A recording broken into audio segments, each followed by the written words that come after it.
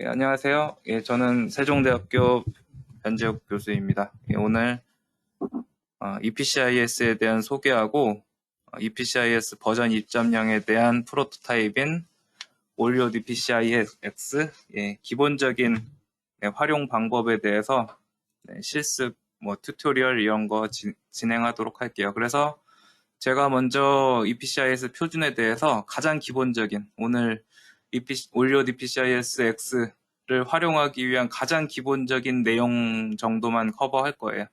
그 부분 제가 소개해 드릴 거고, 그 다음에 저희 연구실 주역 학생이 실습 진행하도록 하겠습니다. 저도 뒤에서 도울게요. 우선 표준인데 올리오 EPCISX는 그러니까 EPCIS GS1이라는 국제 표준 단체에서 제정한 사물 인터넷을 위한 정보 서비스 표준에 대한 구현이거든요. 그러니까 표준에서 제정한 어떠한 것들을 위배하지 않는, 그러니까 제정한 것들을 구현한 정보 서비스라고 할 수가 있는데, 그래서 EPCIS에 대한 소개를 먼저 드려야 될 것 같아요. 가장 간단하게 그냥 하이라이트만 정리를 해왔고요. 현재 이 EPCIS, EPC 인포메이션 서비스는 현재 표준이 2016년도에 나온 1.2 버전까지가 있고요. 이게 최신 버전이고 ISO 표준으로 제정이 되어 있습니다. 이 표준은 그러니까 한마디로 말씀드리면 그냥 데이터 저장소예요. 데이터 저장소라고 할 수가 있고 어떠한 데이터를 저장하느냐, 물론 모든 것을 담겠다고 지금 점점 더 표준의 응용의 영역이 넓어지고 있는데, 우선 기본적으로는 서플라이 체인, 그리고 그것을 기반으로 헬스케어나 레일웨이나 이러한 것들에 대한 응용 영역이 점점 더 넓혀지도록 열심히 표준을 만들고 있다고 볼 수 있을 것 같습니다.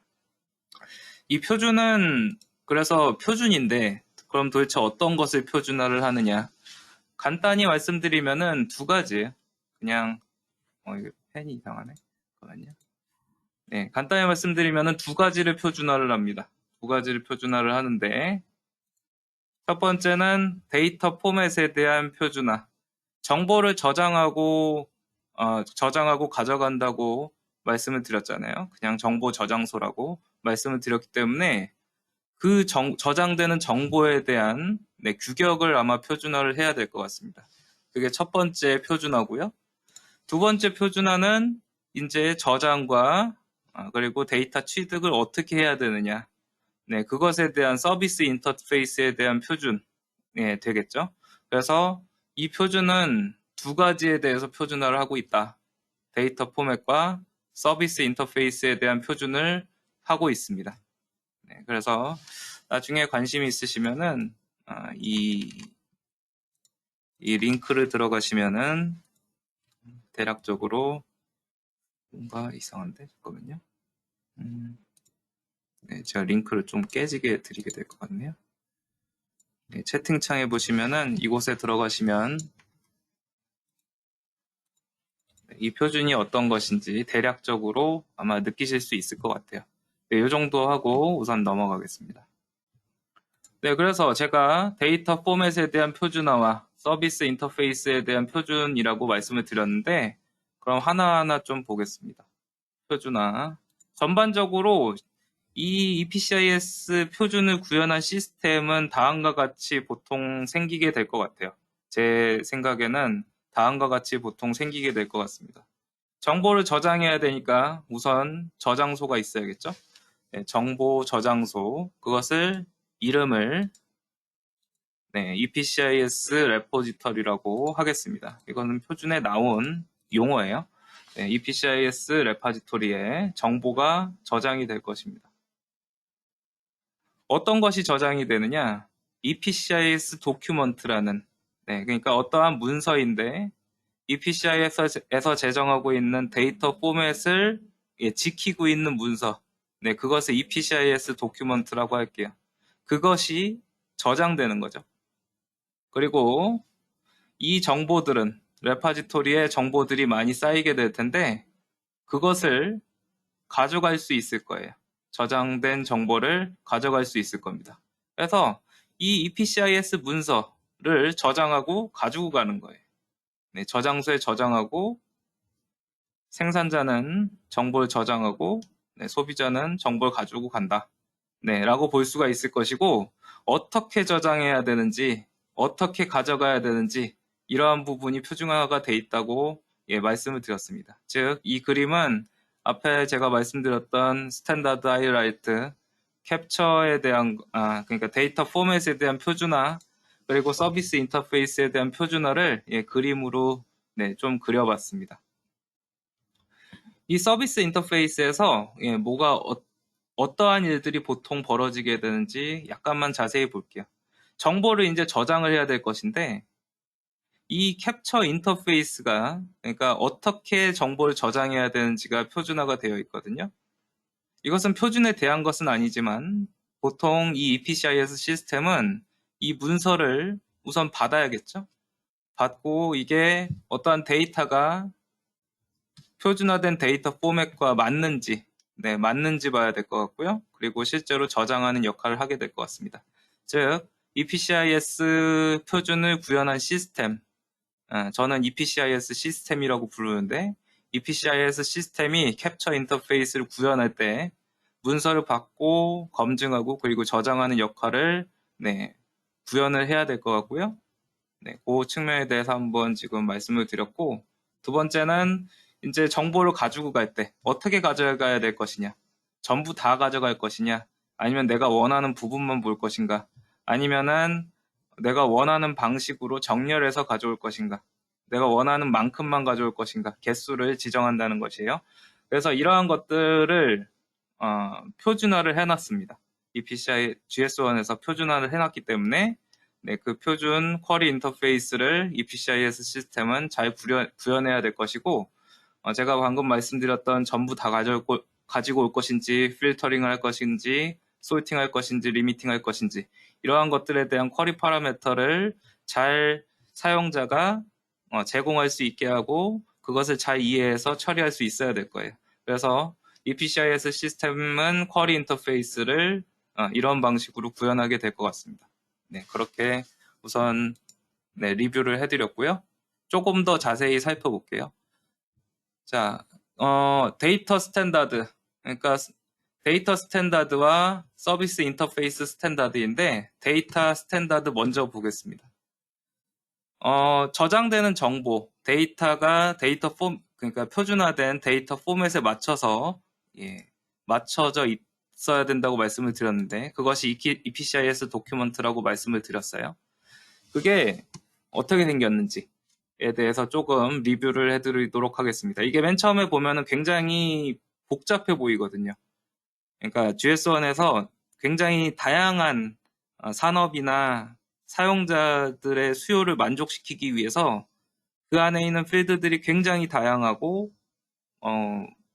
좀 되게 복잡해 보여요. 맨 처음에 딱 이 문서를 보면은 굉장히 복잡해 보이는데 실제로는 그렇게 어렵지 않고 그 사용자들이 자기가 원하는 만큼 감당할 수 있을 만큼만 사용하면 되거든요. 이 표준을.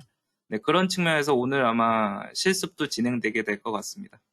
EPCIS 도큐먼트란 것은 무엇이냐면 XML 혹은 JSON 데이터예요. 그러니까 XML 포맷의 혹은 JSON 포맷의 데이터입니다.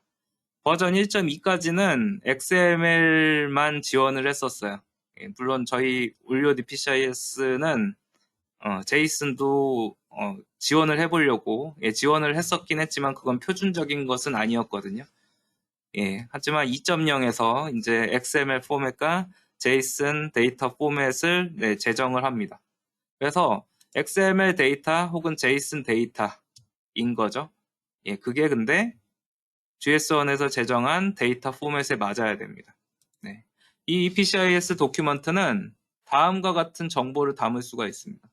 EPCIS 이벤트 데이터 혹은 마스터 데이터. 이따가 조금 살펴볼게요. 이게 지금 전체적인 XML 문서 구조거든요. 가장 좀 쉽게 받아들일 수 있게 하도록 하기 위해서 좀 단순화 시켜 왔습니다. 조금 단순화 시켜 온 상황이에요.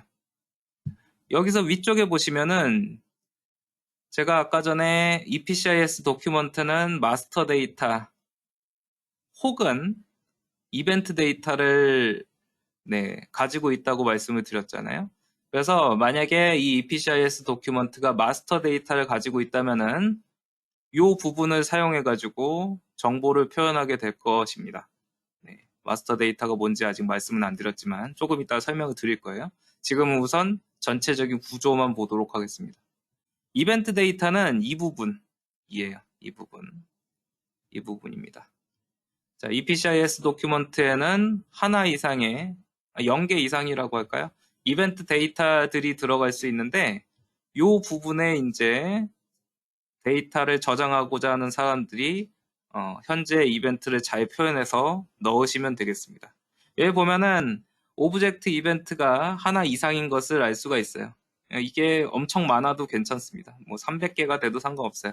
아무튼 어떠한 EPCIS 도큐먼트는 하나 이상의 이벤트 데이터를 포함하고 있다면 하나 이상의 혹은 굉장히 많은 양의 이벤트들을 포함할 수 있습니다. 그래서 오브젝트 이벤트 등등을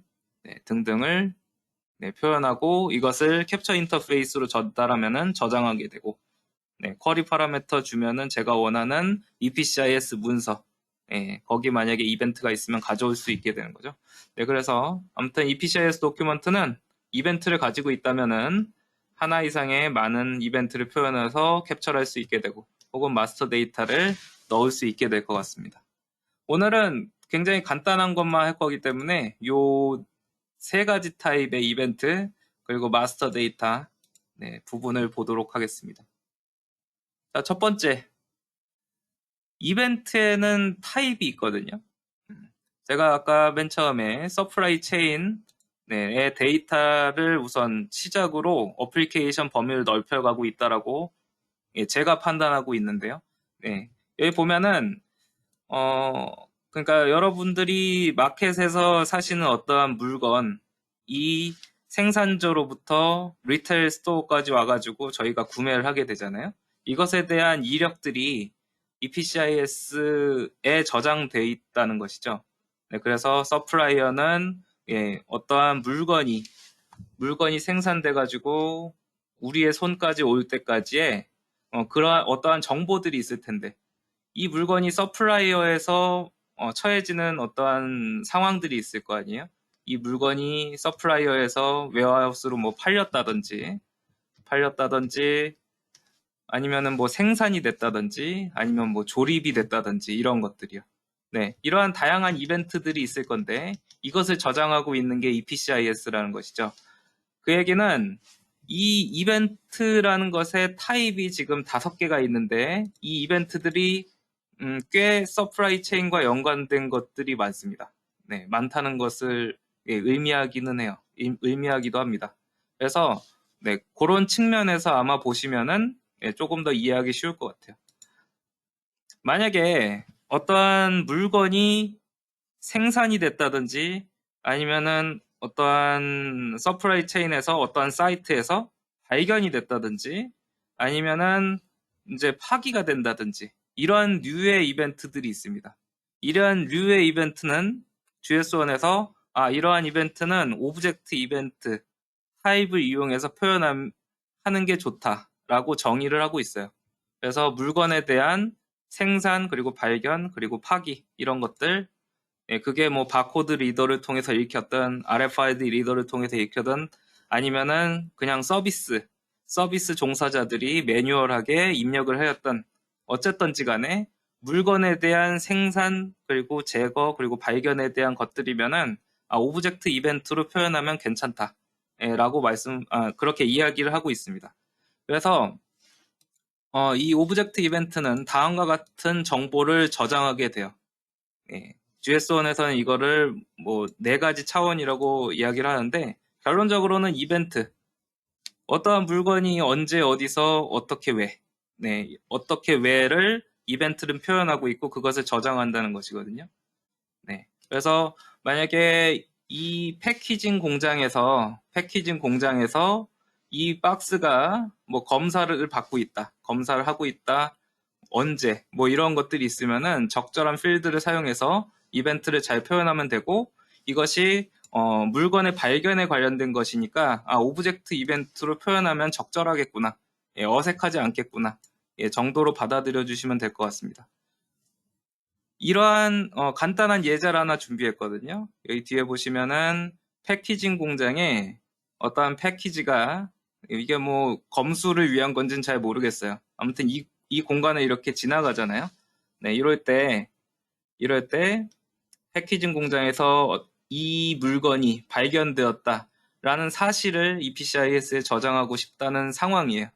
이랬을 때 발견이 되었구나 라고 하니까 오브젝트 이벤트를 사용하면 적절할 것 같고, 네 가지 차원에 대해서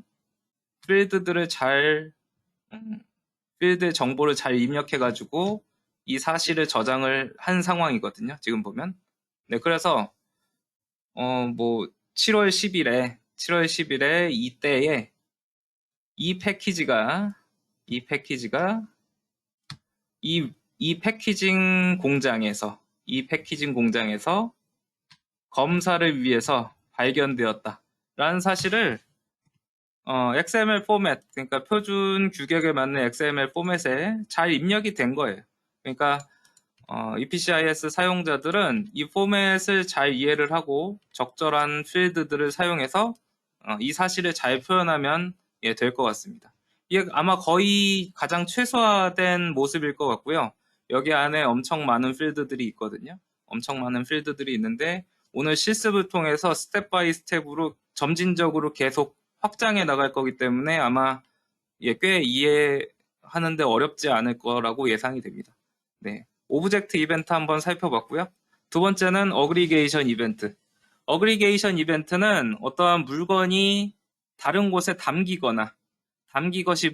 것이 풀어질 때 이러한 상황을 표현하는 데 적절하다. 네, 그게 어그리게이션 이벤트입니다.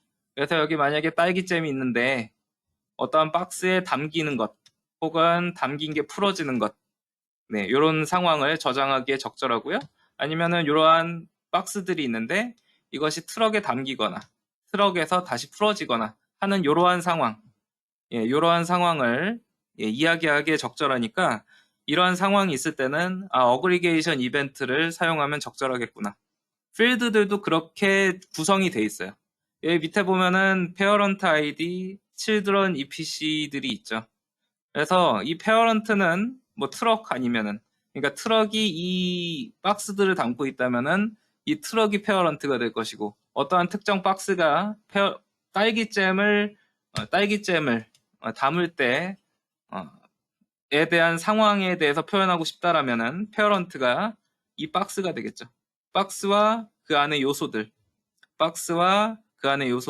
네, 이런 식으로 이러한 사실을 저장할 수 있기 적절하게 데이터 포맷이 제정되어 있기 때문에 사용자들은 이러한 필드들의 의미를, 표준을 보고 잘 해석해서 이 안에 넣어주시면 될 것 같습니다. 네, 이러한 이벤트 타입을 저장할 수 있는 방법을 제공하고 있다. 네, 다음으로 넘어가 볼게요. 마지막으로 트랜스포메이션 이벤트. 트랜스포메이션 이벤트는 이게 버전 1.2 때 등장한 이벤트인데, 어떠한 것이 다른 것으로 완전히 변화되는 것에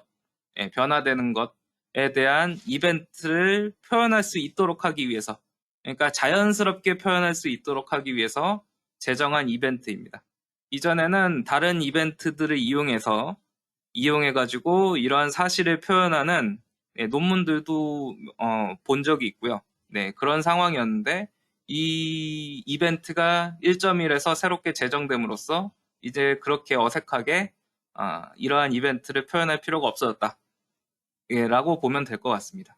네, 그래서 트랜스포메이션 이벤트, 만약에 소가 이제 도축이 돼가지고 이렇게 부위, 등심, 안심 이렇게 막 잘린 다음에 도축이 된 다음에 그것들이 또 이렇게 통조림으로 가공이 되었다. 완전히 새롭게 변해가지고 새로운 아이디를 발급받을 거 아니에요? 네, 이러한 상황을 표현하기에 적절한 이벤트, 네, 트랜스포메이션 이벤트가 되겠습니다. 그래서 이러한 사실을 표현하기 적절하게 또 필드들이 구성이 돼 있어요. 그래서 이쪽에 있는 인풋, 이쪽에 있는 아웃풋들. 그래서 이게 소가 되고 이게 뭐 부위라고 하죠. 네, 그래서 소가 부위들로 도축이 되었다라는 사실을 네, 트랜스포메이션 이벤트로 잘 표현할 수 있을 것이라고 보입니다. 네, 이렇게 트랜스포메이션 이벤트 소개를 드렸고요. 나머지 뭐 이벤트들은 아무튼 표준을 보면은 잘 문서화가 돼 있어서 보시면 될 것 같고, 네, 넘어가도록 하겠습니다.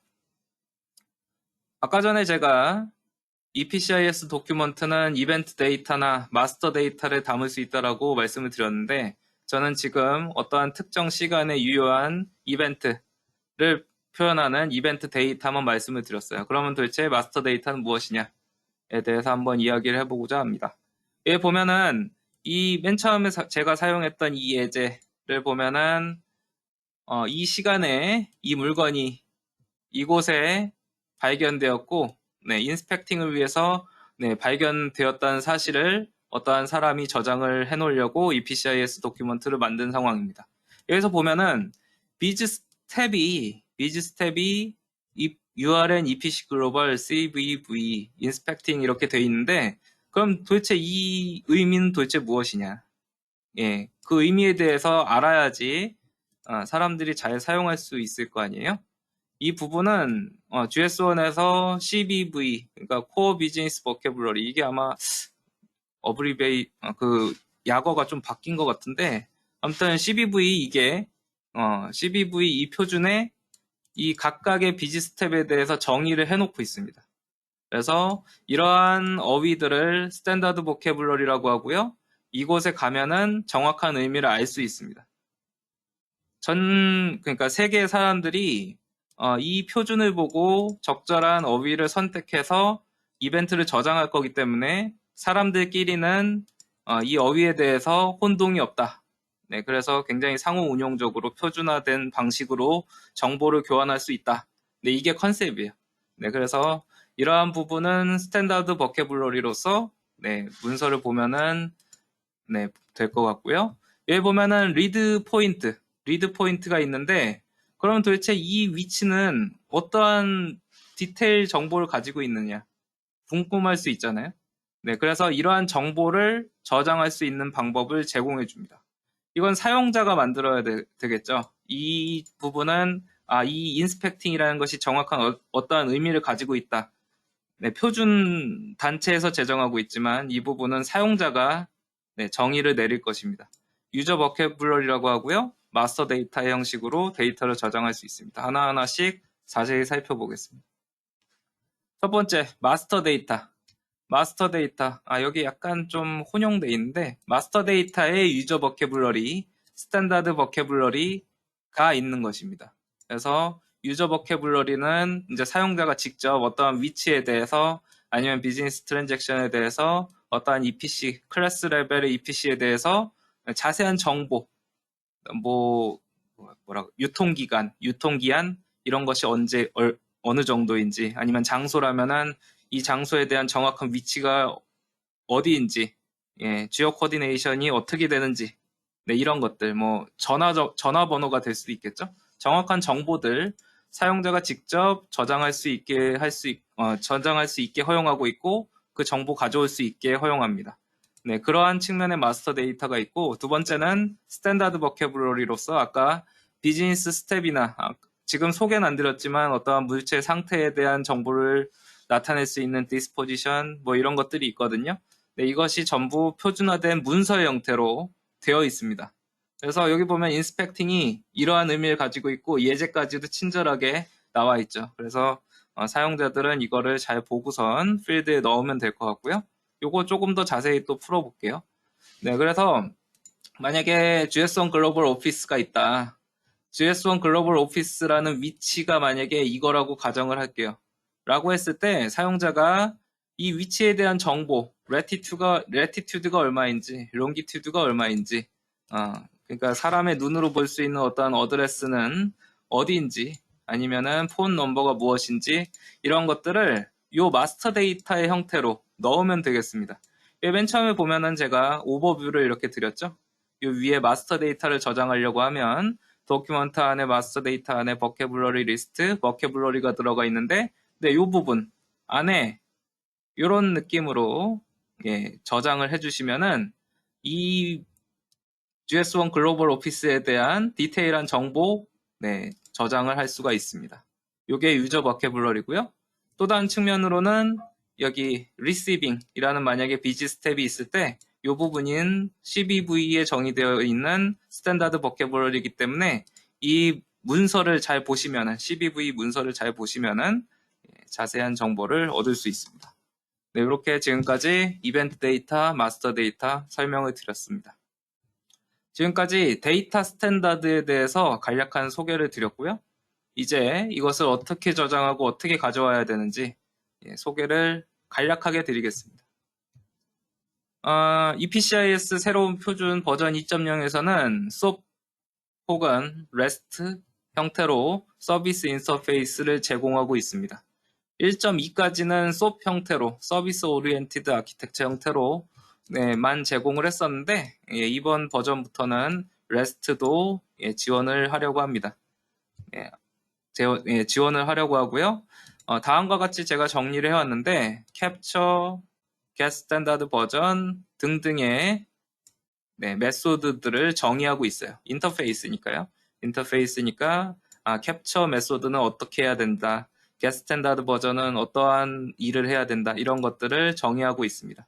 오늘 저희는 실습을 통해서 파란색 부분에 대해서 한번 실제로 해보는 시간을 가질 겁니다.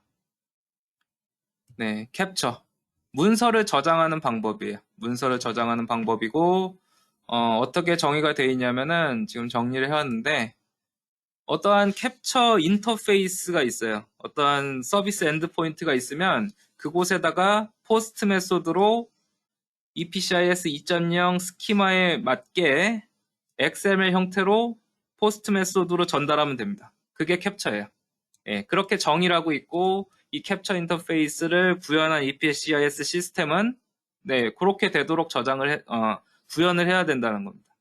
그래서 어떠한 문서가 시스템의 입장에서 어떠한 문서가 들어왔다라고 하면 그게 EPCIS 도큐먼트 규격이 잘 맞는지 봐야 될 것이고 그런 다음에 내부 EPCIS 레파지토리에다가 저장을 하는 효율적일 필요는 없어요.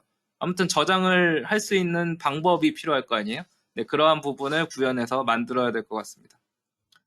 두 번째는 이제 쿼리 쪽인데 다음과 같이 되어 있습니다.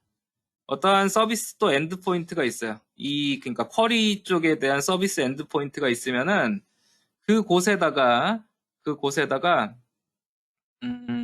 EPCIS WSDL 규격에 맞는 XML 문서를 포스트로 전달하면 되는데 이 쿼리의 형태가 poll, subscribe, unsubscribe, subscription ID, 스탠다드 버전, 벤더 버전, 쿼리 네임즈가 있는 거예요. 그 안에 이러한 메소드들이 있고 시스템은 이것을 잘 구현해가지고 표준에 어긋나지 않게 구현을 해야 될 것입니다.